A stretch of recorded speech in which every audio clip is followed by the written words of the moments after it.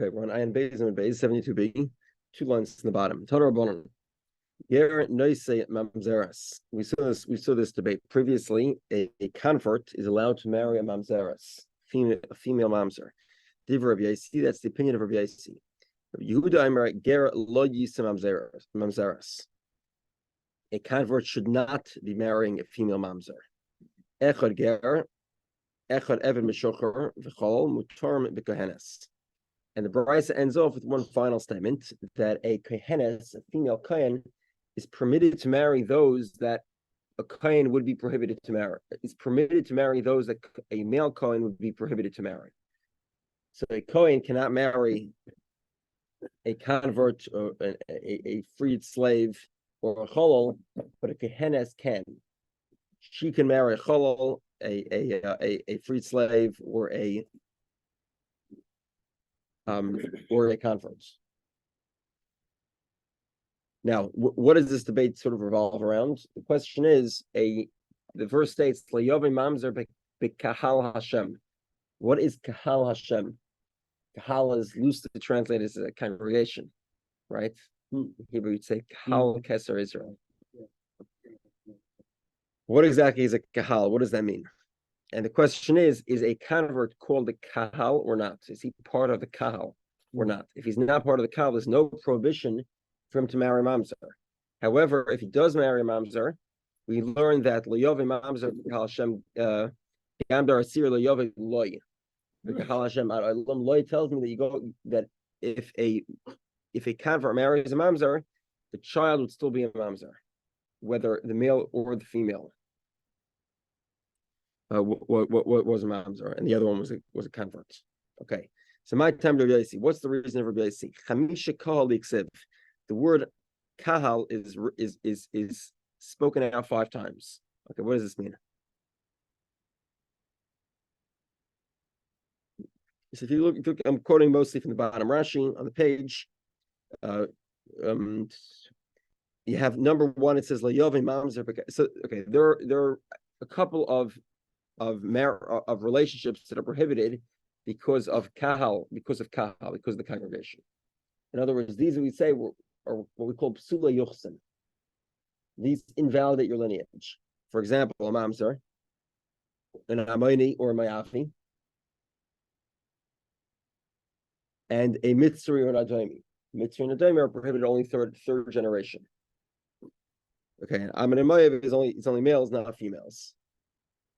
If you look at Rashi, he says, "Layove mamzer b'kahal Hashem." A mamzer shouldn't enter the kahal of Hashem. That's number 1. And then it repeats itself at the end of the verse. "Layove loy b'kahal." It's the second time it says the word kahal. "Layove amoni u'me'avi b'kahal Hashem." And then it says, "Gam darasir layove lahem b'kahal Hashem." It's 4 times.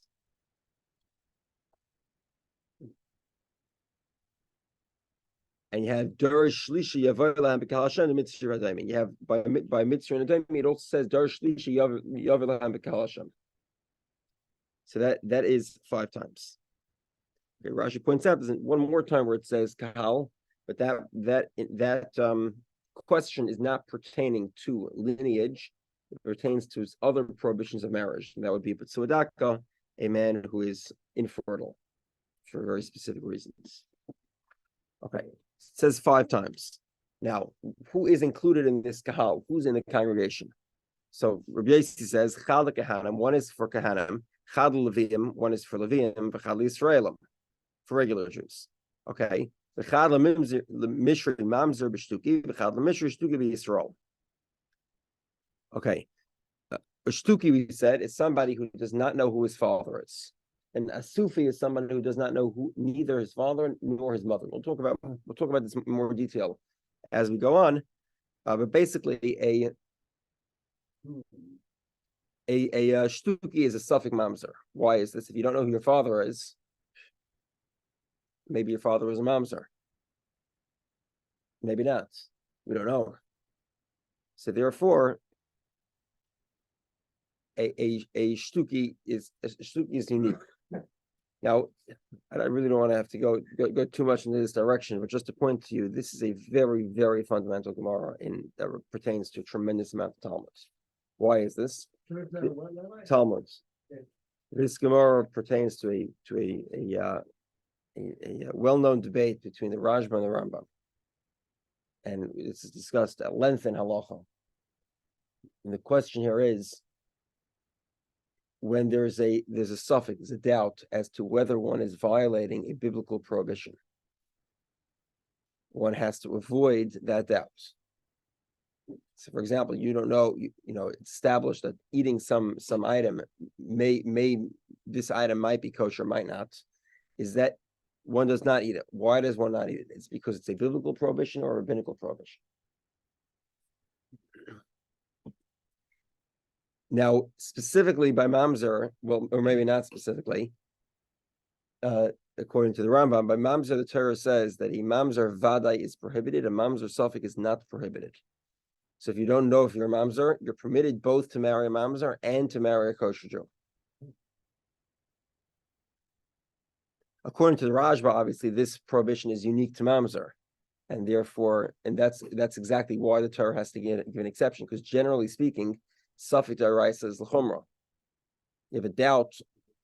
We don't know whether an item is kosher or not. Let's say we know there are 10 pieces of meat, and one of them is dealing as a sefer called Shev Shmaitz, so this is really the first Shmaitz, and he goes in at length about this. There's different ways to have a suffix. Okay, let's say you have 10 pieces of meat, one's kosher, one's not kosher. 9 are kosher, one is not kosher, or 5 and 5. Is eating from this a biblical prohibition? According to the Rashba, it is, and mamzer is an exception to the rule. According to the Rambam, mamzer actually is the rule. That you only violate a prohibition with a certainty, not with a doubt. Okay. Regardless, the Raj was typically taken for granted, so we typically go with that opinion. So there's a unique exception to mamzer. A suffix mamzer is permitted. It's permitted. He or she is permitted to marry both a mamzer or mamzeras or Yisrael and the Yisraelis, and that's what the last two kahals include. One permits a mamzer to marry a shtuki. Shtuki again is somebody who's a suffix mamzer. We don't know who his father is. Maybe his father's a mamzer, maybe not. And we'll discuss this more soon. The chadla misher shtuki b'Yisrael want to permit a shtuki to marry a regular Jew. And kahal gerim loy ikri kahal. A convert is not considered part of the quote-unquote congregation, and therefore there's no injunction to prevent him from marrying a mamzer. The basic thesis here is that the Torah could have said all of the lineage prohibitions in one category. It could have said "Lo yovei mamzer me'avi ve'amayni b'kahal Hashem," and by mitzvah it could have said "Gam dor shlishi yovei b'chem." Dor shlishi, you can marry them. Why does the Torah repeat the word kahal 5 times when it could have easily, basically collated them and all put them in one category? There's only 4 of them, right? There's mamzer, amayni, me'avi, and mitzri. Could have all put them in one category. Why does the Torah repeat the word kahal 5 times? Tell you who's part of the congregation. Kollel Yisrael, and a shtuki is permitted to both marry mamzer and to marry Yisrael. A ger is not included, and therefore a ger is permitted to marry a mamzer. He's not included in the kahal, in the congregation. Okay, now Rabbi Yehudah has a few different resolutions here. There's a few different possibilities. So the Gemara will go back and forth between the possibilities. For Rabbi Yehudah says, Gehanim and Leviim echad kahal nafki. Gehanim and Leviim we might think of as quote unquote the privileged, right? If they're the privileged, so then they're both privileged. They both have privileges. And therefore, they're included in one word of kahal. Both kahanim and levim are included. Ayatollah lekahal gerim. So there's an extra. The word kahal is said 5 times. We're taking 2 and turning them into 1, which means we have an extra one, and that includes the congregation of converts. Yibay Sema, another possibility. Hachanami. Okay.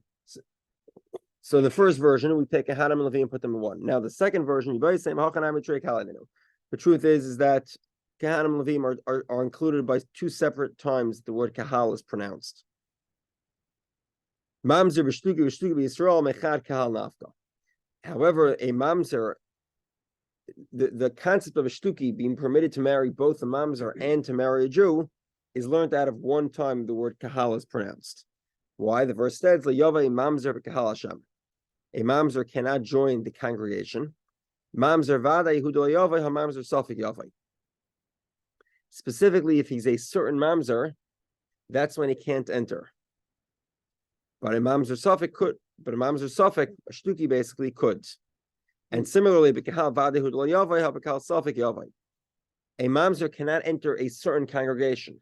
If you're certainly part of the congregation, i.e., not a safek mamzer, then a mamzer can't marry you. But if you're a safek mamzer, then a mamzer could marry you. Okay, if that's learned both from the same verse of kahal, so we have an extra verse, and that tells us to include, converts. The same, a third possibility. Haninami trei kahalinenu. Those are also learned from two different times the word kahal is pronounced. The time made Rabbi Yehudah mehalcha. Rabbi Yehudah includes converts in kahal by this verse. Hakohal, the congregation, chuka achas, there's one rule, lochem v'lager hagar, to you and to the convert that dwells amongst you. The point here is the Torah equates regular Jews and converts in the word kahal, in the word congregation. Evidently, it's because that the converts are part of the congregation of Jews, including Yisrael as converts. However, Rabbi Yossi rejects this comparison because chuka achas hifsika inyan. The Torah, because it says chuka achas, one rule, that separates the word kahal from the word convert, ger. Echad ger. Okay. Now, the end of the brisa was Echad ger v'echad evan m'shocher v'chol mutorim b'kehenes. A kohenet, a female kohen, is allowed to marry either a freed slave, a convert, or a chol. Unlike a kosher kohen, who's not permitted to marry a woman from any of those three categories. Messiah the Rav, this supports the opinion of Rav. Amar Yehudah Rav lehuzruk sheres nenasil psulim. A female kohanim, a kohenet, is not obligated with the laws of marriage that a kohen is obligated. It's only a male, not a female. Dorish Rav Zera b'mechuzah. Rav Zera taught in mechuzah. Ger muter b'mamzeres. A convert is allowed to marry mamzeres. Anyway, mechuzah had a lot of converts, and they were not pleased with the degrading of their lineage status. So ragmu kula alma b'eser gayu. They all took out their esrogim. I guess it must have been Sukkot's time, and they threw it at him. They stoned him. Amar Rava, so Rava says, "Mi'ika de dorish milsa kihai beduchta, de shlichi giyurei." Rava says, like, you should have been more circumspect when you sort of taught a law in a town that has a lot of converts, to realize that people might get insulted when you tell them that they can marry mamzerim. Dorish Rava mechuzah. So when Rava came to mechuzah, so Rava was a bit smarter. He said, "Ger muter b'kehenes." A convert is allowed to marry a female kohen. Tanu b'shirai. So the converts went ahead and they covered his chair with silk garments. This is the days when silk used to be very expensive. Still is, but not as much as it used to be. Rabbi, page position, please. 5 lines on top of the wide lines on 73a. First word line is ta'anuhu b'shirai. Okay. Next word, hado dorishtu. Then, so they were all proud of him that he said that a convert is allowed to marry the daughter of a kohen. So hado dorishtu. So then he said to them, ger muter b'mamzeres. A convert is also allowed to marry mamzeres. Amrulei, they said to him, "Afsidto lekabaisa." You lose the silk we just gave you. So Amr lahu, so Rabbi says to them, I did you something. I did you a favor. I sort of gave you the spectrum. You know, you can marry the lowest or you can marry the highest. So you should appreciate what I did to you, what I've done. A convert is permitted to marry a mamzeres and a kehenes. A female kohanim do not have the same restrictions as male kohanim,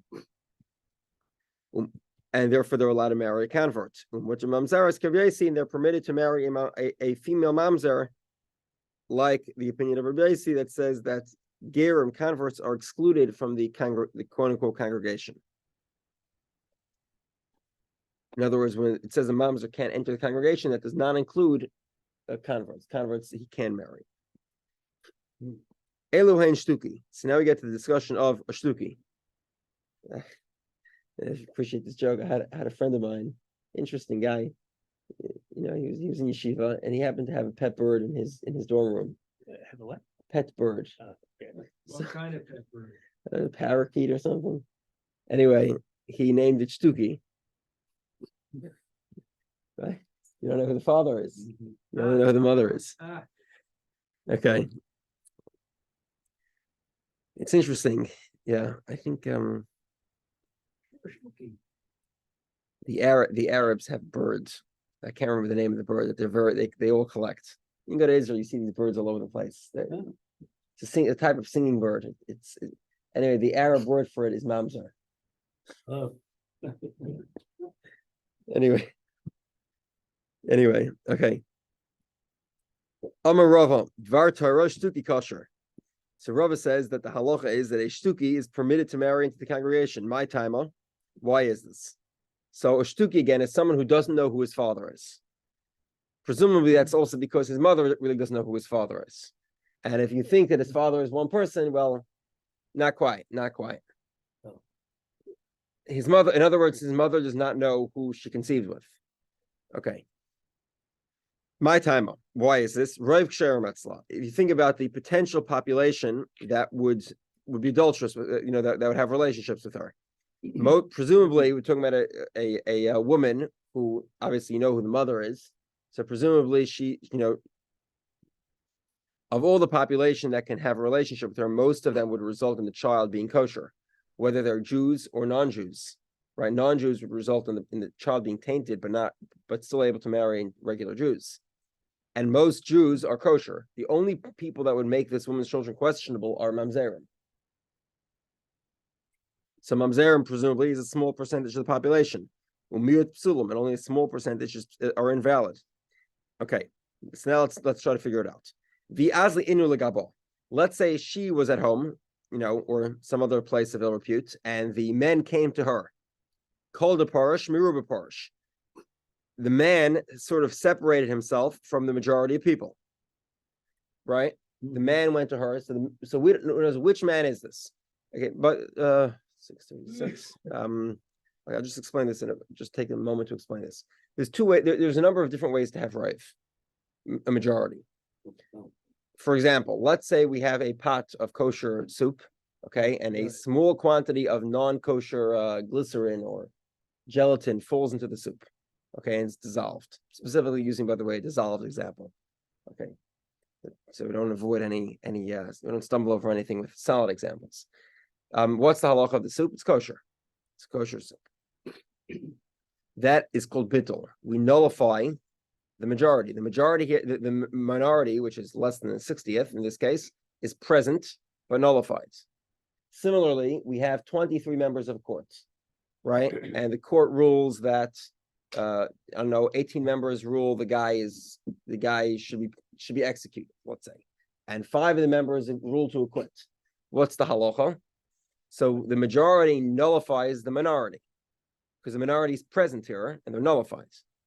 Okay, now that works in a sense in a case where we have the minority in front of us. What happens in a case where we don't have we don't have anything in front of us? So, for example, a man has a relationship with a woman. We don't know which man it is. Well, which man was it? None of the men are present. That would be a very different story if we had, if all the men were present, although we still wouldn't nullify them because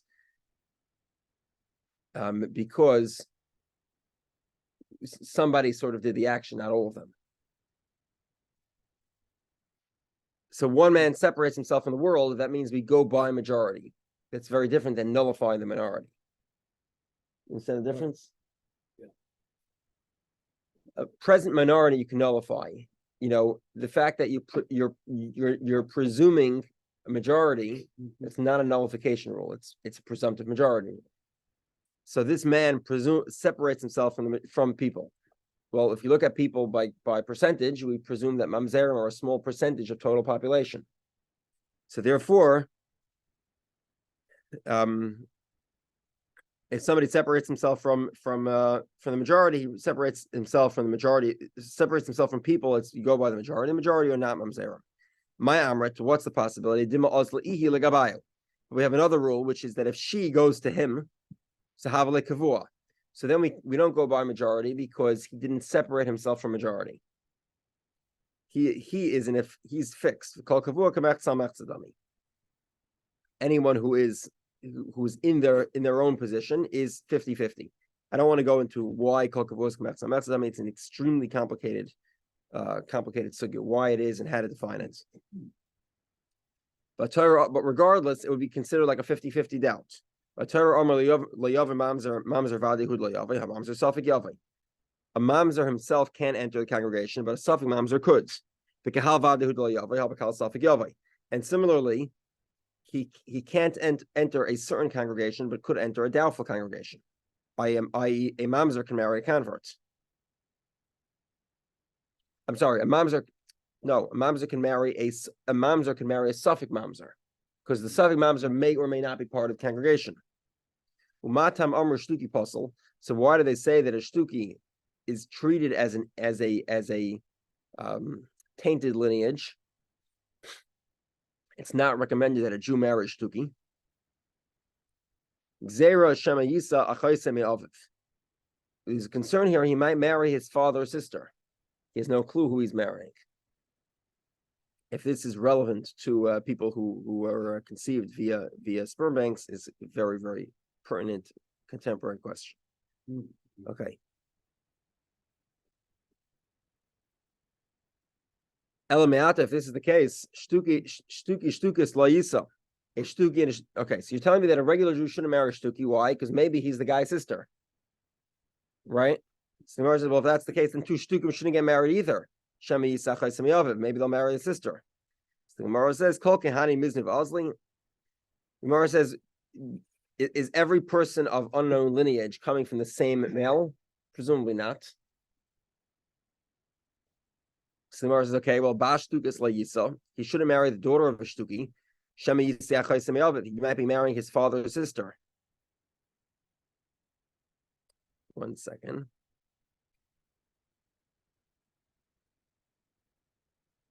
Sorry, in other words, the daughter of the Shtuki might be marrying.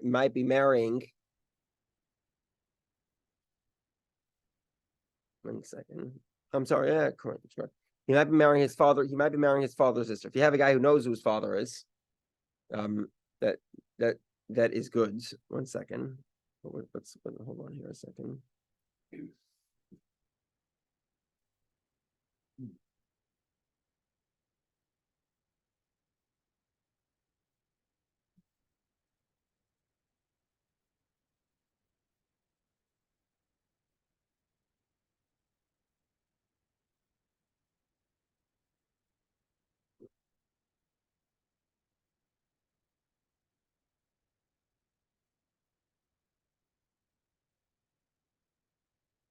You shouldn't marry a female shtuki. 1 second.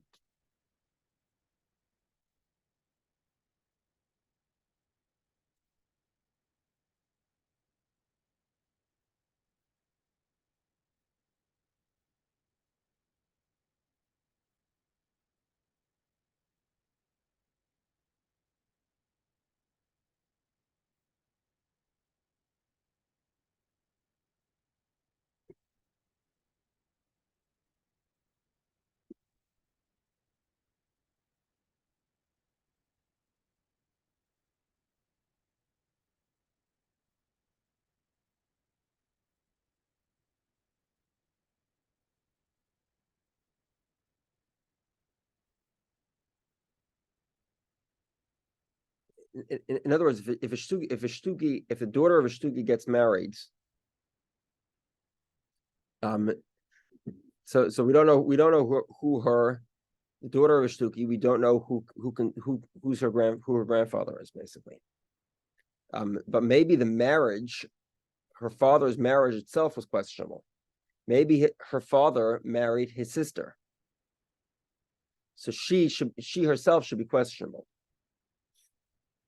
And it seems that the prohibition to marry shtuki is only to marry the shtuki herself and not the daughter.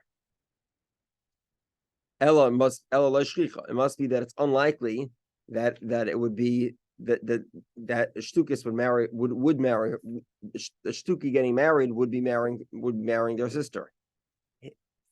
or brother, he would not be marrying his sister, and she would not be marrying her brother. It's unlikely. It's unlikely. Okay, so why did they prohibit regular Jews from marrying a shtuki? They set a high bar for lineage, and that high bar presumes that if a woman cannot tell you who the child's father is, you shouldn't be marrying them. But Rabba says, "Vartorah asufi kosher." Under Torah law, an asufi is kosher. My time ish bebayla toila. A Sufi is a child who don't know, we don't know where he came from. So now, if it was a married woman that begot a child, so she would claim that that belonged to her husband. All right, now let's just explain a minute. Why is it that you're picking up a foundling off the street? Well, it could be because the foundling is child of a very illegitimate relationship, but it could also be that the mother is extremely poor, or other reasons. So now the child could come from a married woman, but then she would argue that the child is from her husband, not from any adulterous relationship. Mayeka, what is there? However, there are some married women that would abandon their children because they can't claim that those children were conceived by their husbands. Why? Either they were arusas, they weren't married yet, or because their husbands were on long trips. So those children would be highly questionable. However, there are also children that are abandoned because they were born to single women, and it looks embarrassing. And there are also women that are abandoning their children because of the hunger. Have a palga, it's 50-50. But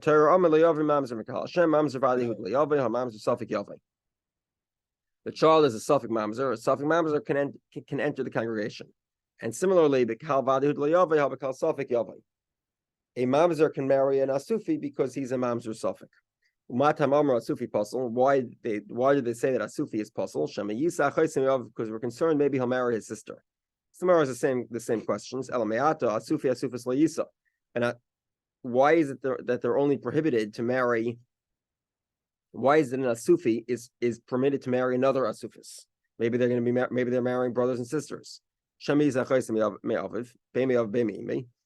says called Hani Shadiv Ozli. Is it that every the same mother or father is going to be throwing out their kids constantly? Presumably not. So the Gemara says, "Basa sufi lo yisa shema yisa achaisei."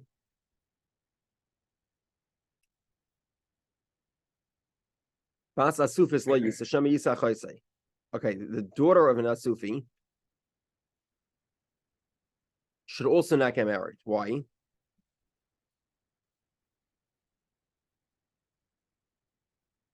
If there's even a remote possibility that they're marrying brothers and sisters, either from the mother or the daughter's side, then the children of any asufi are questionable. So how would anyone be able to marry them? Ella must be l'shchiach. It's unlikely that they married a brother or sister. Okay, so what's the real reason? There is a high bar that's set for those that come from families that have yuchsin, have a little bit of lineage to them. And they shouldn't be marrying a child who has no clue who his mother or his father are. Now we discuss exactly what an asufi is. Amar Rabbi Rafuna. Rabbi Rafuna says, Matsu Mohol. You find the child with a bris. Ain by Mishum Asufi, then there's no suspicion that the child is questionable. Why? Because if the child was of questionable lineage, the mother would not have spent the time to provide him with a bris. Okay, now we'll see a bunch of examples. The main concept of an asufi is that the mother abandons a child to die. If the mother abandons a child, but she wants the child to still live, then the child does not have the status of an asufi. And the reason for this is because as you might expect, the mother abandoning the child to die is because the child is a deeply questionable conception. A mother abandoning the child to live, meaning that she just can't support him because she has all sorts of problems, but she does want the child to live, so she takes much more care to make sure the child is basically not going to be certainly killed. She will put the child in a place where the child would likely be found. So the fire station instead of inside the dumpster. Yeah, exactly. Outside the fire station instead of inside the dumpster. Yeah. My wife studies the history of Jewish orphans in Victorian England and in the United States during the Depression. Not uncommon to place their children in a Jewish orphanage and still maintain contact with them because they just can't keep them alive. Yeah. Okay. Mishalte hadomel ein b'mishum asufi. So basically, I don't fully understand why this is done, but when a child is born, they sort of straighten the bones. They sort of hold tightly on the bones. Apparently, it sets better. I'm not sure. I understand why, but if the child's bones are clearly, somebody spent the time after he was born to sort of tie in it, wrap him up in a blanket and hold the organs together. Ein b'mishum asufi. So then there's no concern of asufi here because clearly the mother wants the child to live. Similarly, Shayev Mishcha, the child was anointed with oil. Umole Kuchla, he had some sort of makeup on his eyes. Or Rami Chumri, the child potentially was ill. They hung from his neck an amulet. I'm sorry. So Shuri was Rami Chumri is these knots that were they say they're a skula. They're sort of a Tangle of spices. Yeah. Okay. Lots of herbs. Little choices for amulets. Yeah. So this is sort of some knots that are used to make to cure the child or to prevent him from falling ill. Tali Pitka, they had a written amulet, or Tali Kameo, or they had a sort of a thing of spices, an amulet of spices. Eimah Mishum Asufi, there's no concern of Asufi here. Tali Bedikli, you find a child hanging from a palm tree, or presumably any tree. Imoti Lechaya, Yesh Mishum Asufi. If the child is hanging low enough from the tree that a bear could sort of swipe at the child, then the child is in Asufi. Im Lav, but if the child is high enough that a bear can't swipe the child, Eimah Mishum Asufi, then there's no concern. Obviously, she wants the child to live. Zerato smicha lamasa yesh mishum asufi. Let's say you find a child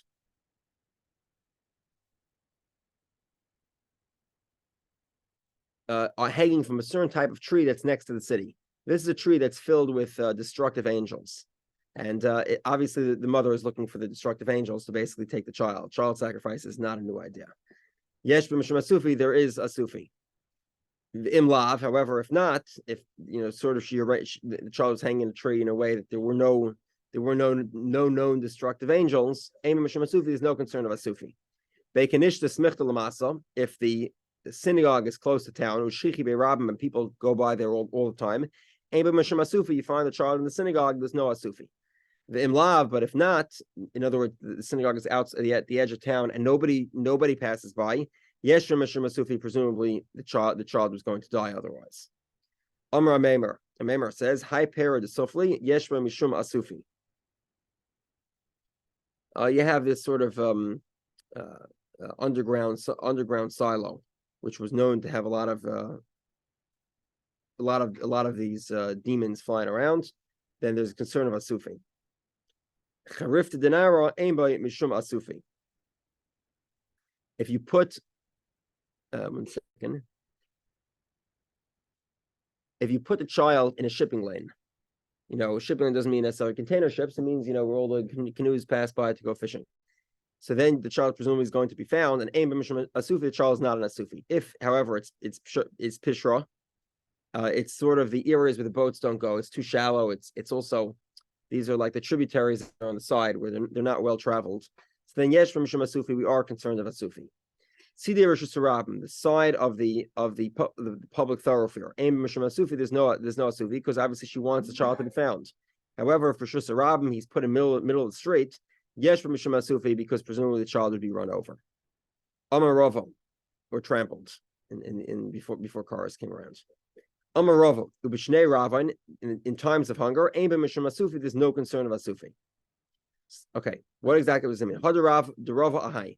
What is Rava referencing here? If you're talking about in a public domain, I did the Shnei Ravin Kotlel. If if you put the child in the public domain, in the public thoroughfare, presumably he's going to be killed by the traffic. Notwithstanding the fact that it's a hunger gear. The Ela Tzidus Sarabim. You're talking about it's the side of the thoroughfare, where the benches are. My area, Shnei Ravin, I feel below Shnei Ravin. Why is it specifically during times of hunger, even when it isn't a time, there's time of abundance, the child is going to be found. And therefore, presumably, she doesn't want the child to die. Presumably, the child is not an Asufi. Alakiyat Madarava, Ahad Amar of Yehuda Amar Ababa. Rava was mentioned on this idea of Rabbi Yehudah in the name of Rababo. Amar of Yehuda Barazavdi, Amar Rav, Kozman Shabashuk, of the Imay Ne'emonim Olav. Okay, Rava was mentioned on this concept. Okay, so what does this mean? You find that the child is in the streets. As long as he's in the streets, or not in the street, I mean, in other words, in a place where he could be found by somebody else. The mother is sort of believed to say, "This is my child," which is basically what happened to Moshe Rabbeinu, right? Moshe Rabbeinu was put in the river. Basia finds him. Miriam says, "This is my mother's child," or whatever. I know the mother of the child. Okay, so in that case, they're believed. Nesaf minashuk, but once the child is taken out of the public place, so now he's put into an orphanage or put into an adoption, and all of the parents are not believed. My time, what's the reason? Because at this point we've already established him as somebody who was picked up from the marketplace. We have no clue who his parents are. Rava says, but in years of hunger, even if he's picked up in the marketplace, the parents are still believed to say that it's their child, because presumably they abandoned their child simply because they could not afford to feed him. Okay. Okay, we'll stop here. Okay, have a great day.